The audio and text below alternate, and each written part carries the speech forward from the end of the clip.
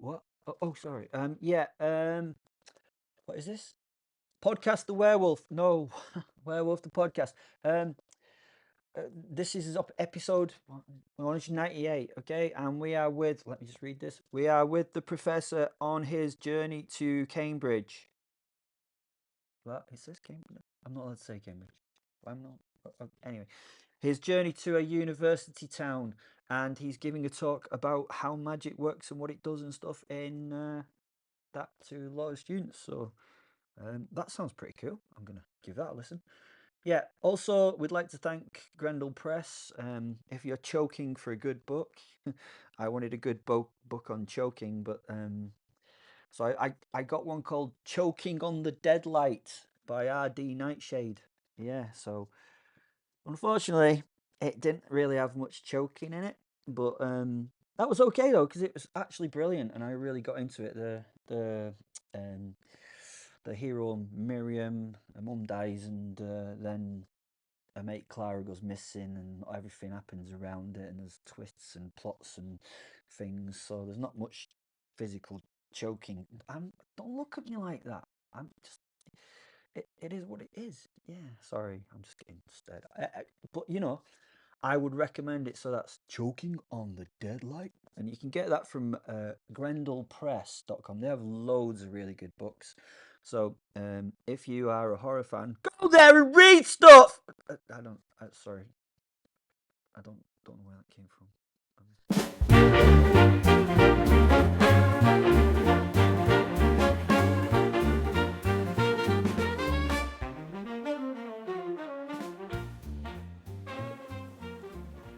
The Professor. The journey north was one of deep thought about what was happening in the Fey world. I'd plumped for an old favourite for the drive, an old-looking, much updated Hillman Minx. A glorious little vehicle. I found the Minx after quashing the Goblin Revolt in 1994 while working behind enemy lines. It was in a barn, in the middle of a contested farm. Quite a lucky find, actually. After we'd removed the vicious new leader of the Gobbos, I'd gone back and found it again and brought it for a song. Well, the farmer and his family were dead, so it was auctioned off. When I'd found it, it was a well-kept wreck beneath a tarpaulin. How she shone now with her burgundy paintwork. Every inch of its interior was exactly as it should have been, apart from the modern electrics hidden mostly below my seat. I wish I didn't need such things, but sadly I do. I found that I needed good music and a constant connection to the world. The classic Minx would have been a great escape from all of this, but I was a sinner, not allowed to escape from my duty. Or some abstract shit like that. But I didn't consider putting other modern items in the interior. Why do I need airbags? Why do I need seatbelts? It's not like I'm gonna die, is it? Not in a car crash, anyway. I eventually got to the city where I was being asked to speak that day. I can't tell you the city's name, I'm afraid. You know, I have to respect the Supernatural Secrets Act and all that. However, I can give you some clues.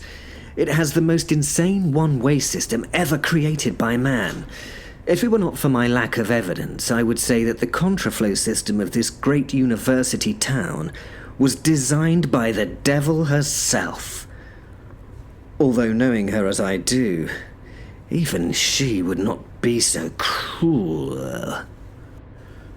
I'd put together an interesting lecture, and was to offer it and my so-called expertise to a group of doctorate students who were developing theories about things that I didn't understand, and didn't want to understand, to be utterly honest. One of those precious few was a world-renowned topologist. Now, I'd never heard that term in maths before, so, out of interest, I looked it up on Google. Topology studies shapes and objects where stretching, twisting, and bending doesn't change their fundamental characteristics. essentially allowing you to mathematically consider a coffee cup and a donut as ostensibly the same object.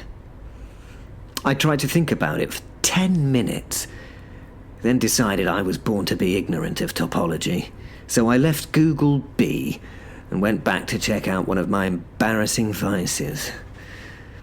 A few months ago, I found a website allowing you to read all the Dan Dare comics. I mean, all of them. It's worth a scramble on the World Wide Web if you don't know who he is. Dan Dare, I mean.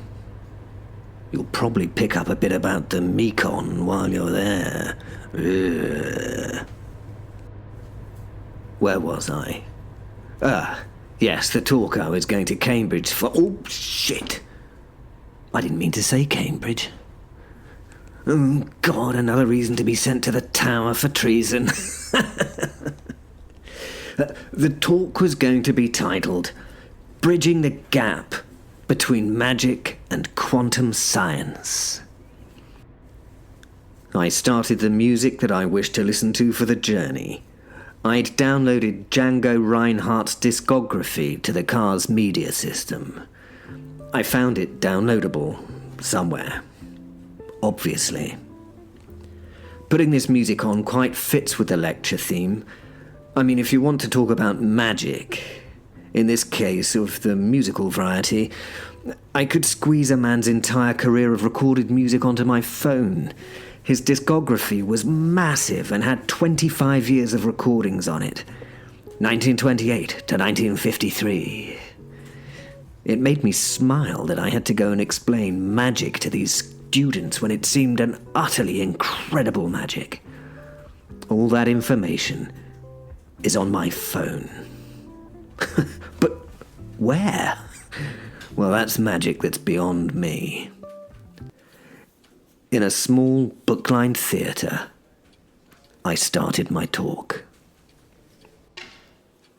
Gentlemen, ladies, not to mention others.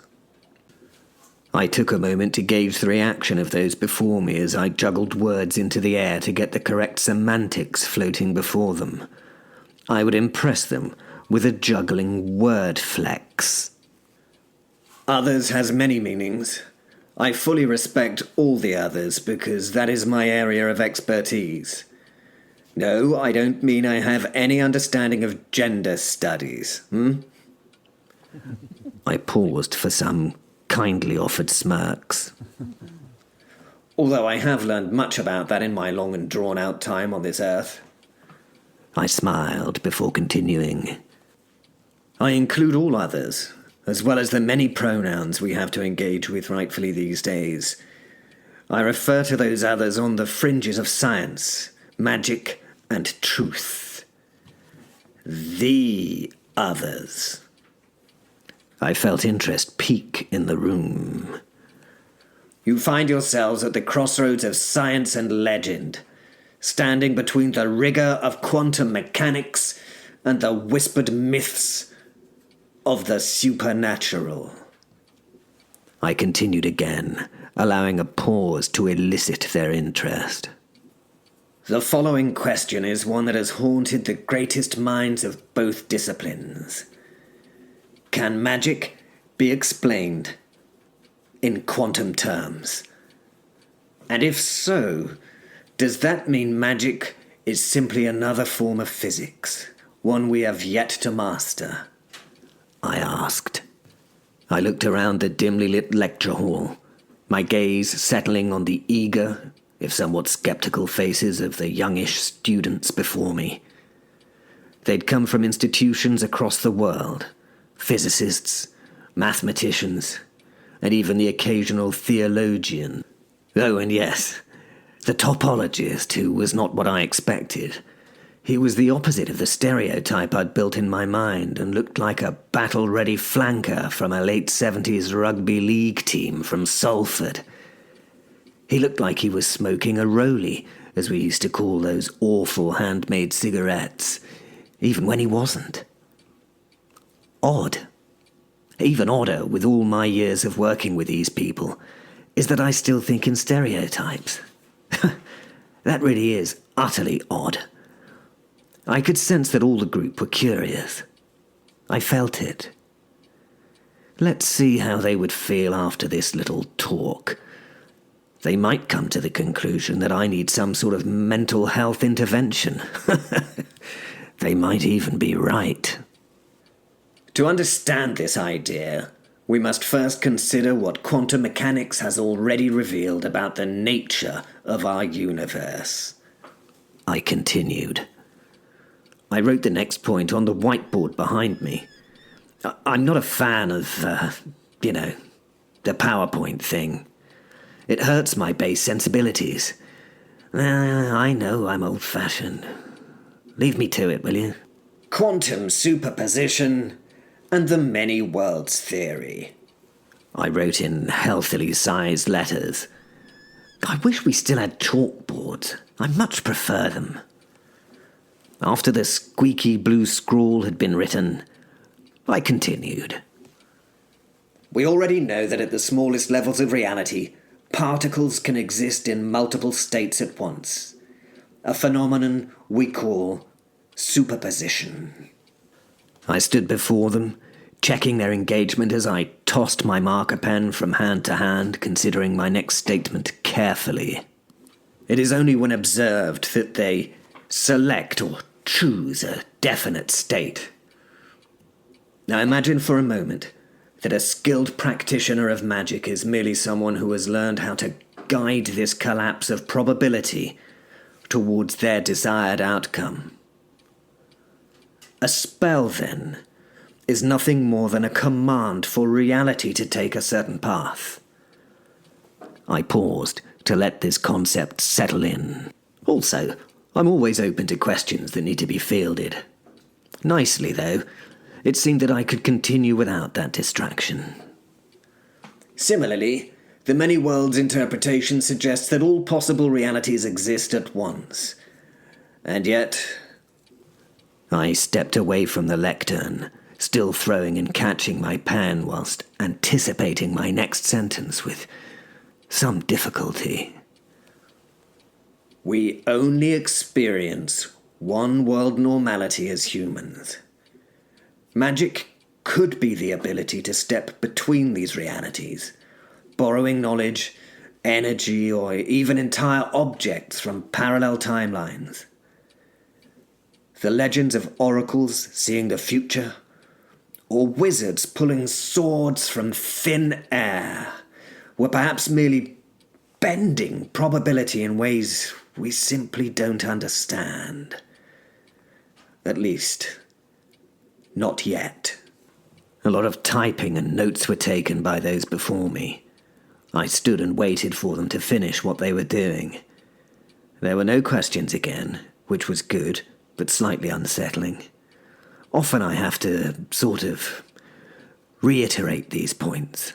I smiled and cleaned the whiteboard with a sponge that was there for the precise reason of cleaning the board.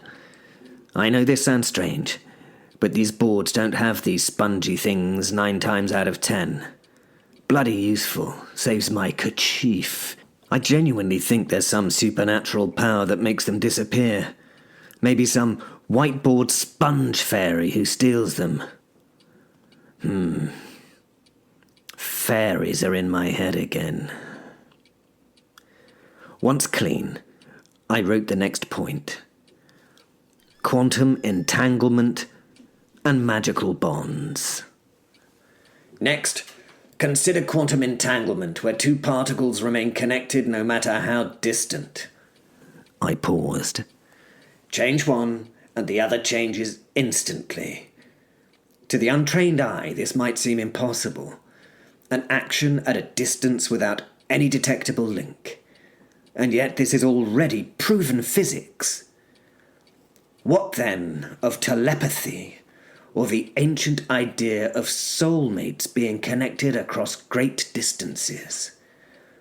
What of objects imbued with powerful emotion, cursed relics, sacred artifacts? If entanglement exists on the quantum level, why not on the human, emotional, or spiritual level? Perhaps our ancestors called it magic simply because they lacked the mathematics to describe it. I could sense brains being put in gear. Any questions at this stage? A number of heads shook in response. I smiled and turned back to the board. The bloody sponge had gone from its place. Was it the fairies? Oh no, silly me, it was on the lectern.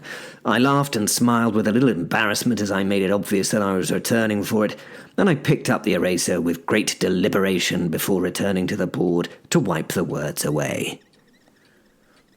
The observer effect and the power of belief, I wrote. One of the strangest findings in quantum mechanics is the observer effect. The idea that merely observing something changes its outcome. What if belief is a form of observation? What if entire civilizations believing in the same gods, myths, and curses actually shape reality simply by focusing their collective will and belief upon it? Many ancient traditions speak of spells that require unwavering faith, of supernatural beings that exist only because enough people believe in them. Could consciousness itself be a key force in shaping the physical world? If so, then what we call magic is merely another expression of quantum mechanics, one we've yet to fully quantify.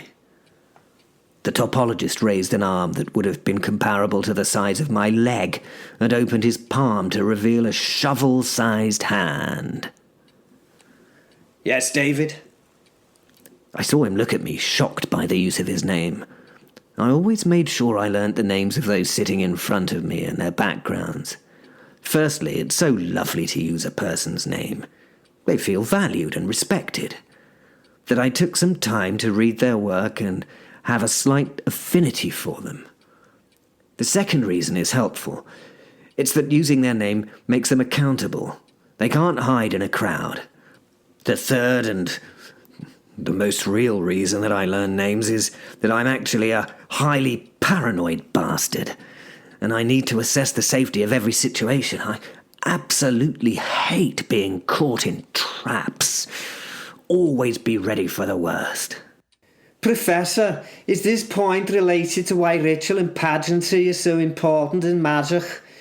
Why do we need all the candles, the chanting, the blood sacrifices? Why all that if it's just belief? David asked. I smiled, leaning against the heavy oak lectern. An excellent question, David. One that cuts to the very heart of magic itself. I gestured towards the parchments behind me, where arcane symbols and Latin inscriptions were scrawled in my own distinctive hand. In my opinion, magic, real magic, is not a thing of nature that we've yet been able to isolate. It does not exist in and of itself in a manner that we can observe. I paused. This was such a bloody good question, and it had me thinking on the spot. A manner that we can observe effectively and in a quantifiable way. We can see the outcomes of magic, but not the process. Let me think. We can see the outcomes of the process, but not the process itself.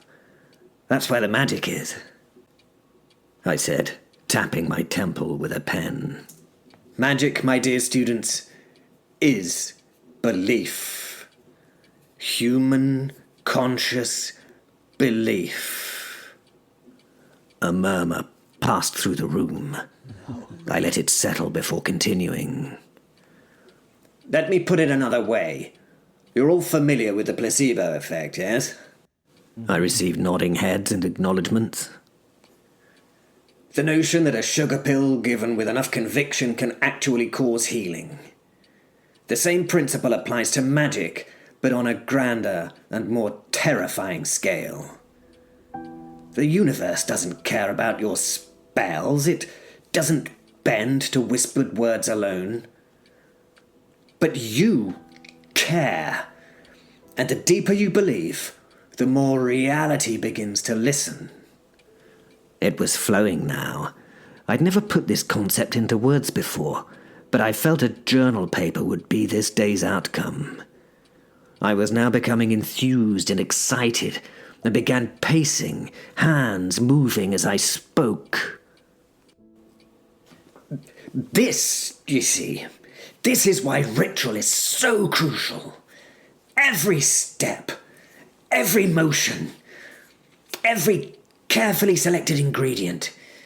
These things, they reinforce belief and turn it into something utterly tangible. I stopped pacing. A spell cast in haste with no preparation is merely a wish upon the wind. But a spell woven through hours of ritual, with chants memorized, symbols drawn with steady hands, blood or bone offered as sacrifice. That is a spell with weight. I paused my monologue a little too long for the students' comfort. I could feel the tension growing in them. It was actually a ploy of mine. To release that tension, I smiled at the class with sharp amusement. The tension in the air dissipated. And this is why the most powerful magic requires the most elaborate rituals. You cannot ask the universe for something extraordinary with a half-hearted prayer and a supermarket candle. No, the cost must be paid in effort, in faith, and often in sacrifice. A pause, a smirk from my lips. Which is why, ladies and gentlemen, you always hear about virgin's blood in dark magic. Think about it. The harder something is to obtain, the more effort goes into acquiring it. The more effort expended, the greater the belief in its power. The greater the belief... I was now in full thespian orator mode and opened my arms theatrically. The stronger the spell, I announced. Laughter rippled through the hall, though a few students shifted uneasily in their seats. I leaned with my back to the lectern, picking up another marker. So next time you read about some ancient rite requiring a dozen rare herbs harvested under the full moon, a human skull buried at a crossroads, and a dagger blessed by a fallen priest, well, you'll know why. The magic itself isn't in the ingredients. I tapped the pens in my hand, eyes glinting. It's in the belief they create. With that, I waited for other questions. None were forthcoming, so I turned back to the board and began writing again. Bridging the gap.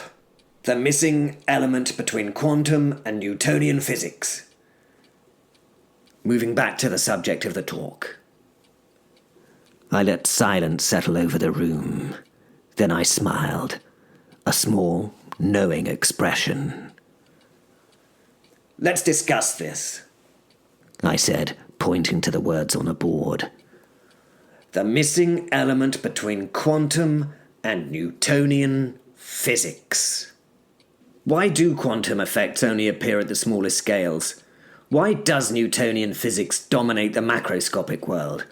What's the missing link between the two? There must be one. I leant forward, my voice dropping slightly to get the attention the following information would warrant. I believe that the answer will not come from physics alone. The missing piece of the puzzle will be found in what we now call the supernatural, the unexplained, the mythical, the things we dismiss because they do not fit into our existing models. But what if they are not separate from science? What if they are simply pieces of the puzzle we have yet to properly examine.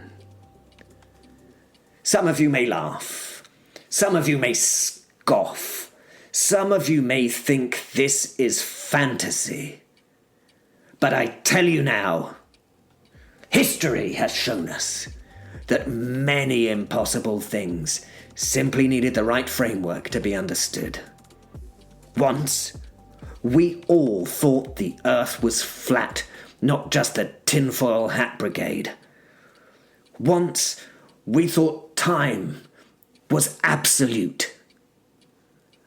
Perhaps one day we will look back and see magic not as a fairy tale, but as the bridge that finally unites the quantum and the classical.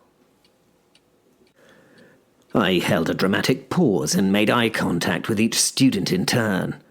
I could feel the incredulity biting at the souls of some of them. Mea culpa to those of you that I have offended with this idea. It's only the opinion of a simple man, I told the audience, my head slightly bowed in apology.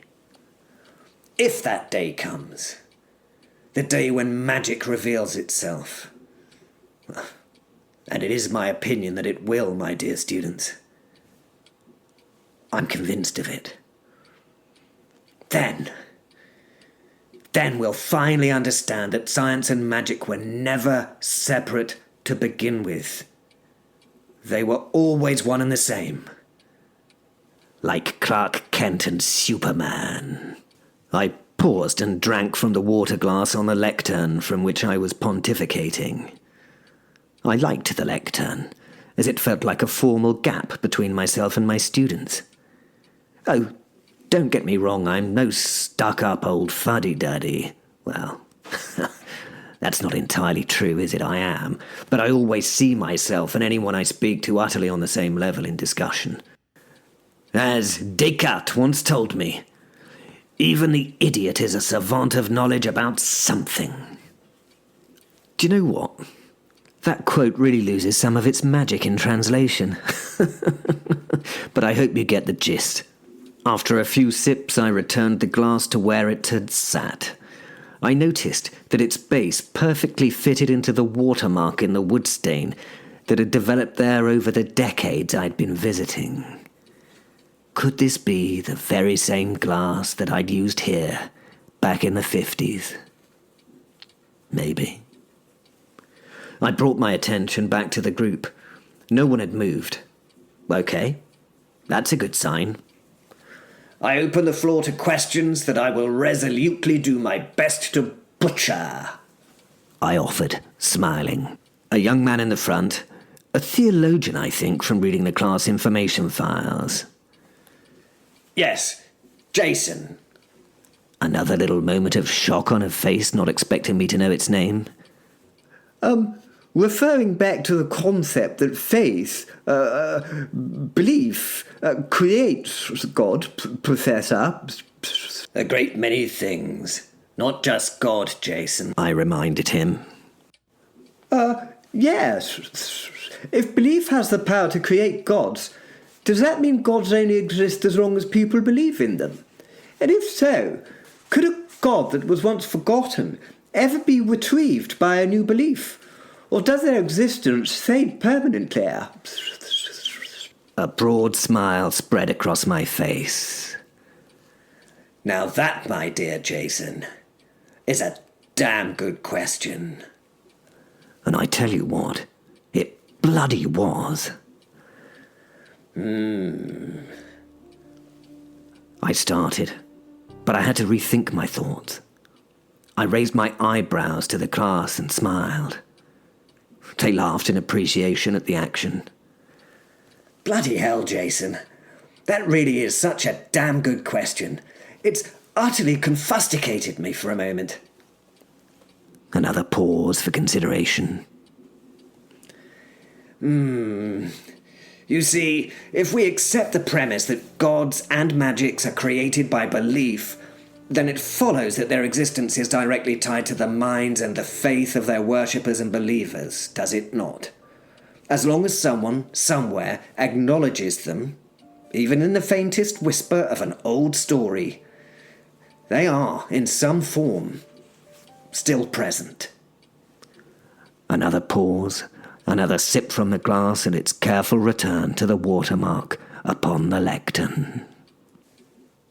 But once that belief is gone entirely, once the last person to utter their name has turned to dust, then they fade.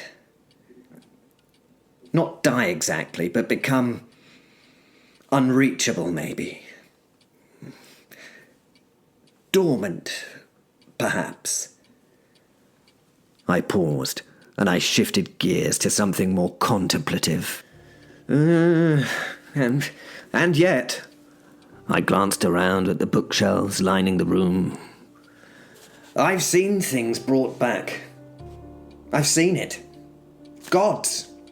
Spirits. Creatures long forgotten, revived through written words, old stories rediscovered, their names spoken again after centuries of silence, their very existence invoked. So perhaps the real danger to a god isn't just the loss of belief, but the loss of all record.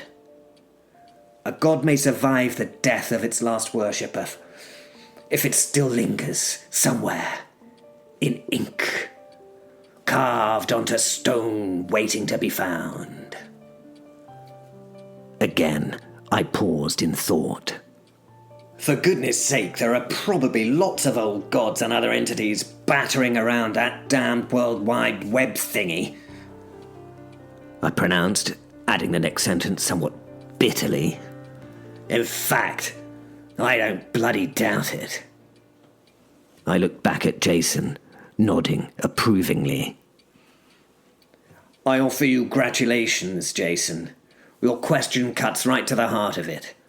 If belief alone sustains the ethereal, then what happens when they are completely erased, not just from memory, but from very history itself? Can they ever be reborn? Or is that the true death of a deity? That, my learned friend, is something I should very much like to know.